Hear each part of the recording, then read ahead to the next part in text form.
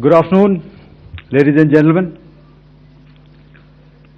Yesterday, we had a detailed brief on the successful joint operations that were carried out to destroy the terror infrastructure in Pakistan-occupied Jammu and Kashmir, as well as in Pakistan itself.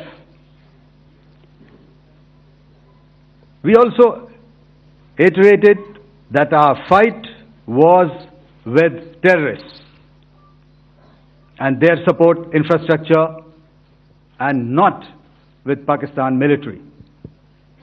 However, it is a pity that the Pakistan military chose to intervene and bat for the terrorist, which compelled us to respond in kind. दोस्तों, हमारी लड़ाई आतंकवाद और आतंकवादियों के खिलाफ थी। इसलिए 7 मई को हमने केवल आतंकवादी ठिकानों पर ही हमला किया था। पर अफसोस इस बात का है कि पाकिस्तानी सेना ने आतंकवादियों का साथ देना उचित समझा और इस लड़ाई को अपनी लड़ाई बना ली। इस परिस्थिति में हमारी जवाबी कार्यवाही अत्यंत आवश्यक थी और इसमें उनका जो भी नुकसान हुआ वे खुद इसके लिए जिम्मेदार हैं। हमारी तरफ से हमारी एयर डिफेंस सिस्टम्स देश के लिए दीवार की तरह खड़ी थी और इसको भेदना दुश्मन के लिए नामुमकिन था।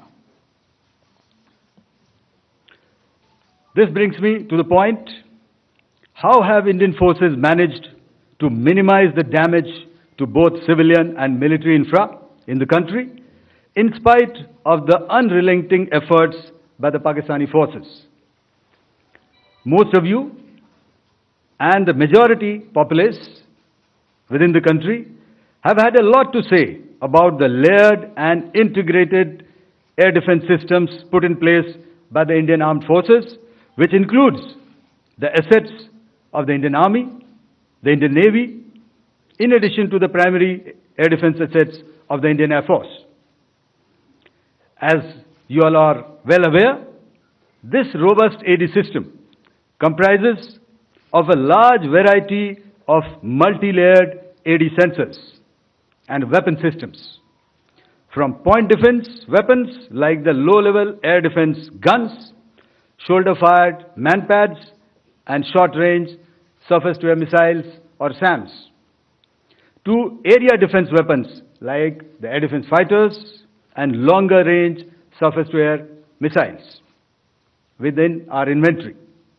Additionally, the numerous waves of drones and unmanned combat aerial vehicles employed by Pakistan were also thwarted by the indigenously developed soft and hard kill counter-US systems and the well-trained Indian air defense personnel. All this was brought together as an efficient and effective AD environment by the Integrated Air Command and Control System, or the ISCCS of the Indian Air Force, which accords us the net-centric operational capability which is vital to modern days warfighting. While much has been said and written about the newer systems, I would like to place on record the performance and efficacy demonstrated by even the older battle-proven AD systems like the Pechora, the Osa AK, and the LLAD guns in countering the Pakistani threat vectors in the current operations. They were all modern generations, but these battle-proven systems stood the test of time and took them on head-on. Another highlight has been the stellar performance of the indigenous air defense weapon system like the Akash system. Here, ladies and gentlemen, I would like to mention that putting together and operationalization of this potent AD environment has been possible over the last decade due to unwavering budgetary and policy support provided by the Government of India in acquiring state-of-the-art equipment and weapon systems. Some of the results achieved in countering the enemy threat vectors over the last week are now being shown on the screen. Shown on the screen is the probable enemy PL-15 missile, which is of Chinese origin. This missile has missed its target, and you can see the pieces now which are available with us. Another weapon system or weapon which was found was the long-range rocket, the pieces of which you can now see on the screen. We have talked about the loiter munitions and the unmanned aerial systems, and here are some of the glimpses of those systems which we have brought down. To your right, with the right undercarriage or the wheel, you can see is the Yeeha system, which is of Chinese origin with Pakistan. You can see some quadcopters, and you can see one odd Sonka drone hanging by the wire. All these have been brought down by our trained crew and air defense systems. As far as our offensive actions are concerned, yesterday I had already shared some details about the targets engaged by the Indian Air Force.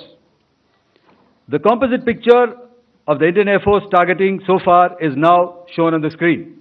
As you can see, we have targeted the length and breadth of the adversary.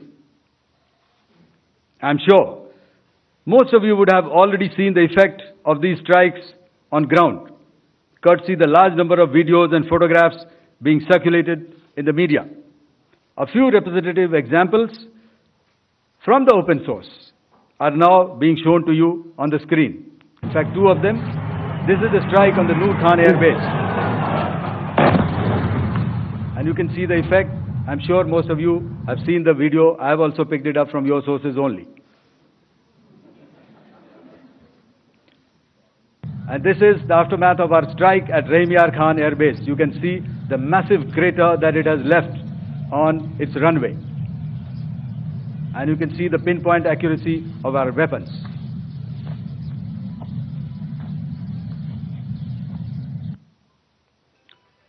So with that, giving you an overview of how our air defense systems have thwarted the enemy drones, their fighter aircraft, their missiles, and resulted in minimal losses on our side. I would now hand over to the DGMO to cover his portion. धन्यवाद.